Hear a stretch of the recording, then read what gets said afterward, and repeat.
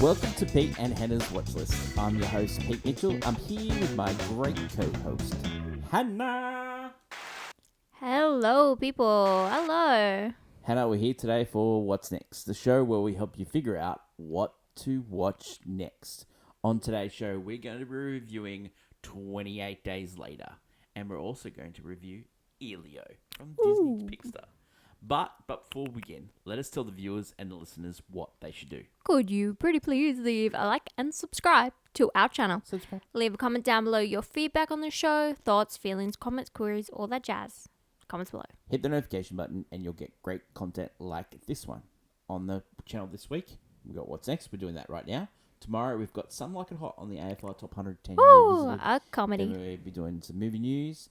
And then this week, we are drafting for the rest of the year. So, Yep.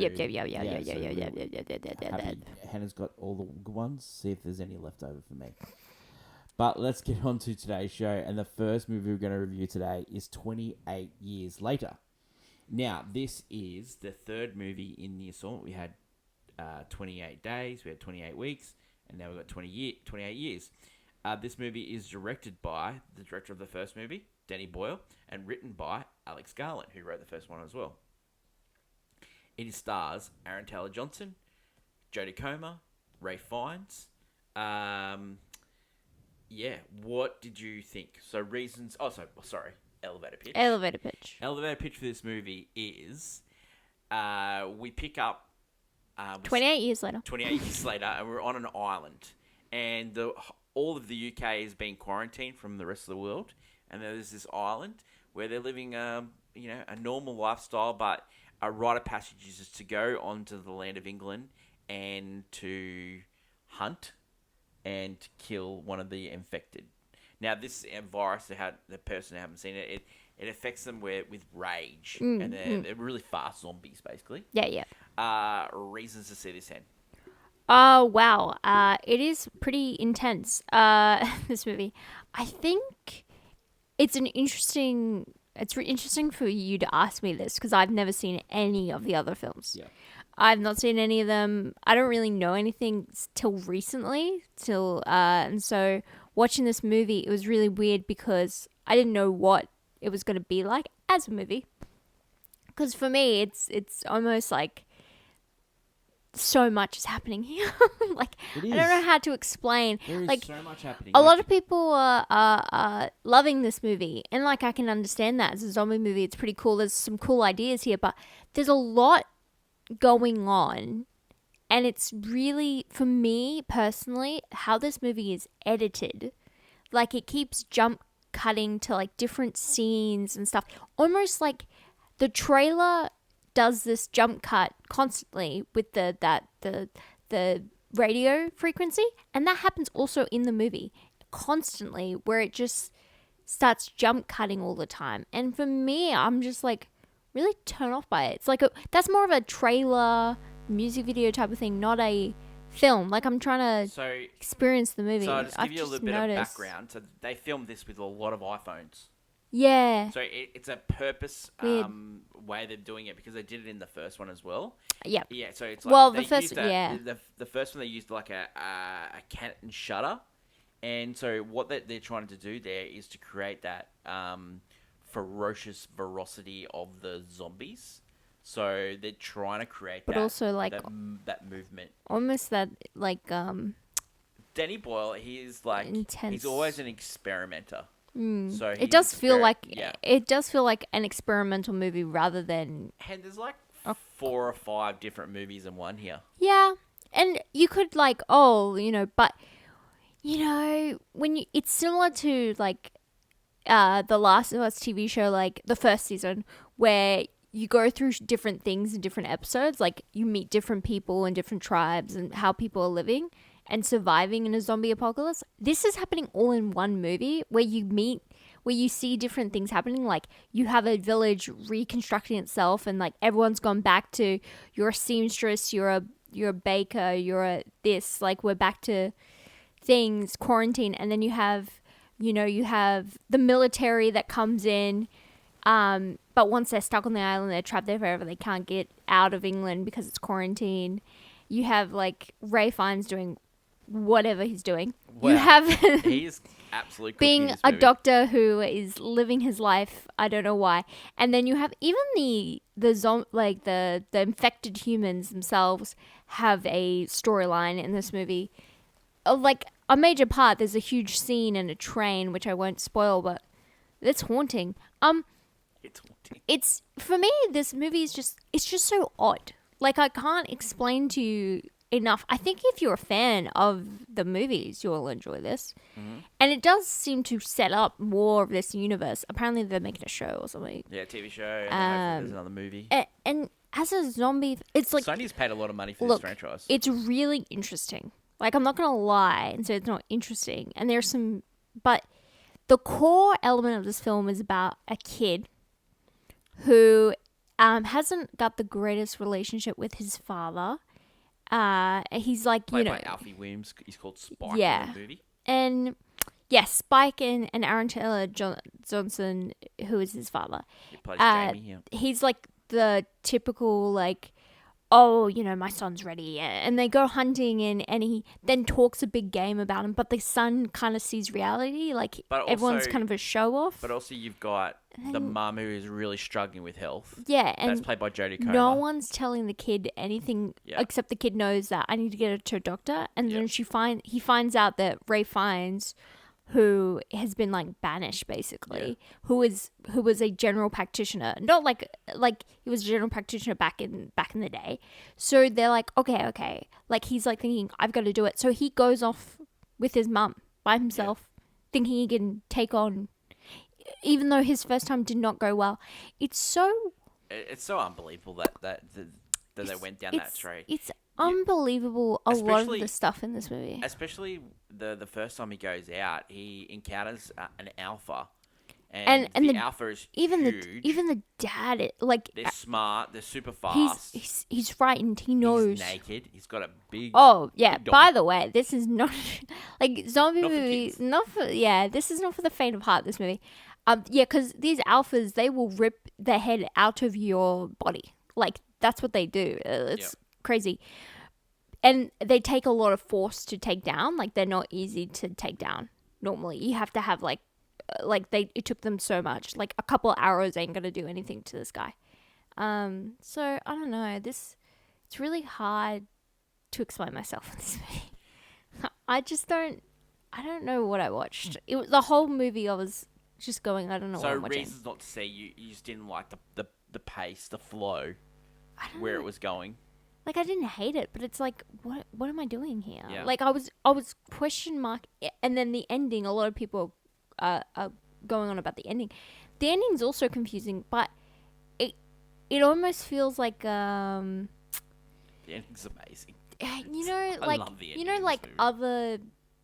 other zombie movies kind of go down that road where some like have weird cults and stuff that start forming, or like Evil Dead, Yeah. like something like it's just like people start getting weird personas Yeah. and start living out their life and fantasy Yeah, in well, the it's dystopia, apocalypse. yeah.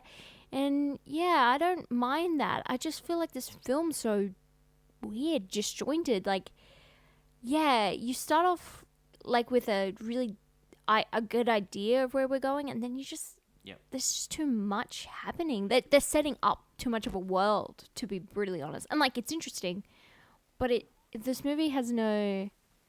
I don't know. It's like not. I don't know. It's not giving me anything. I don't know how to explain. Would Can you recommend- Can you talk about it? I have nothing. I really like this movie, and because I like movies that show you different things throughout the movie.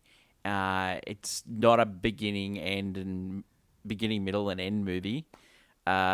Some of the things didn't work for me. Aaron Taylor Johnson's performance wasn't great.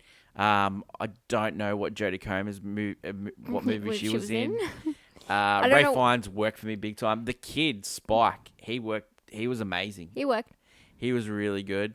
I would have liked to explore the islands a little bit more, but they didn't go down the usual where the zombies attack the island, which they could have gone down, which they didn't. So that worked for me. But yeah, the ending, I'm so intrigued by the ending, and I want to see more of that. So I don't know if we're gonna get that in the TV show or we're gonna get that in the new movie. Yeah. Oh, we'll see. I just feel it's not your conventional movie. Okay, so rating for this one. So are we gonna recommend people watch this movie? I recommend fans of the genre to watch this movie. I don't know if I'd recommend like someone who's like, I don't love horror. Yep. And this is not going to make me love horror. You know? True. It's not going to make, if you don't like zombie movies, this isn't Yeah. going to make you love zombie movies. If you're a zombie fan, I think it is a definite watch. And rating for this one, look, I think it's uploaded on my phone. Yeah. Because it's just unconventional. It's I think if experimental. you're a zombie fan, you might rate this as a banger. But as just like a regular movie going fan, I think it's uploaded on my phone. Yeah, I don't recommend this for someone who's like, if you're gonna jump in with this movie and not watch the other two, don't, because I was confused. Even though it doesn't seem to have any real strong connection to the other two besides the virus and certain things, but yeah, It is 28 years later. Thanks. They actually but yeah, the movie itself is not your average moviegoer cup of tea. It's definitely for the diehard fans of this genre. 28 Years Later is in cinemas now. The next movie we're going to talk about is Elio. Elio is by Pixar, released by Disney, and like it's the first new release Pixar movie since Would have been Turning Red. Soul. Or it was either Soul or Luca came out. Oh, Luca. Yeah, Yeah. but Luca went straight streaming, didn't it? They all did, Yeah. except technically Turning Red probably had like a Yeah. week or two before it went streaming. Okay, so I can't remember. Elio, the elevator pitch. A young boy called Elio loses his parents, and he's getting looked after by his aunt, who is an army person. Yeah, she Yeah. works on she works in like the Hawaiian base. yeah, it's a base, yeah, similar to any of those like astronaut Yeah, camps. she looks after satellites. The satellites, for people, yeah. dodging debris in outer space. Yeah. You love outer space. You want aliens to abduct you. Your aunt gets a call from someone that is got an outer space call, and because of Voyager 1, and so they're responding. The aliens are responding to Voyager 1, and then they, in turn, send a message, and Elio responds. Yep. And Elio responds, and then they think Elio is the leader, and so hilarity ensues. Reasons to see this. This is classic Pixar. I can't lie. Like, this movie has all the great has all those good moments that the previous movies always have. Their original idea here, like, he doesn't feel like he has a place in this world. He thinks aliens, maybe somewhere out there is a place for him. He will discover, sometimes you actually have to, look outside yourself and start making bonds with people instead of just like, wanting to go somewhere else. And it's just so sweet and cute. And I think it's stunningly animated. I'm not a big fan of aliens. I don't love the design of the aliens just from I know they're not marketable enough compared to what Disney would want, because they're not super cute or like they're not like Stitch or anything. They're like kind of weird and quirky, almost similar to how Onward, which was kind of not a great one for them either. It was a bit of a flop. Yep. Onward was dealing with magic, but also had a quirky style to it, and a lot of people didn't shine up to it. Mm-hmm. It wasn't, probably marketable. And you don't really find a lot of. I think with Pixar and Disney in general, they want to have marketable things, and when you have kind of weird, quirky things, a lot of time people don't shine to it. So this movie is from the creative team. They're like long-term creators at Pixar. Julia Cho, Yeah. Big Bond screenplay. She did Turning Red. Yeah, Turning Red. Madeline So Schreier, she was behind Turning Red. She was on like Inside Out. Like these are long-term collaborators. They're normally story artists, so they've upstep to the director. So the new generation is taking over. Turning Red was, I think, was a big one, and then some of the voices here, Zoe Saldana plays the aunt. You got a young Jonas Killebread. He plays Elio. He does a great job as Elio. Remy Edgley plays Gordon. Brad Garrett from Everybody Loves Raymond fame. Mm-hmm. He plays Lord Grigon. Yeah. He's very funny in this movie. He's the funny guy. If people wanting to know what sort of like this movie's like, there is like elements of Lilo and Stitch. There's also elements of a movie that came out in the 80s called Flight of the Navigator. The kid was...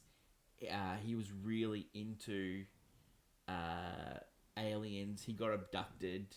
Yes, okay. The parents didn't know where he was, and he became like a space pilot. All right. It was huge, and they used like soundtrack of like the 60s and all that. Yeah. So there's a good soundtrack to this as well.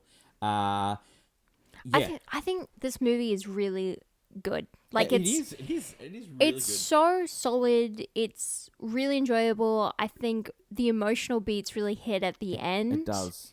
It is great emotional beats. I was crying like a baby. And I think there's some laugh out loud funny bits as well. There are some funny moments. There's also just like the story, like, you know, you want to run away and find people that care about you again, and all you have to do is actually look around you and start making that connection.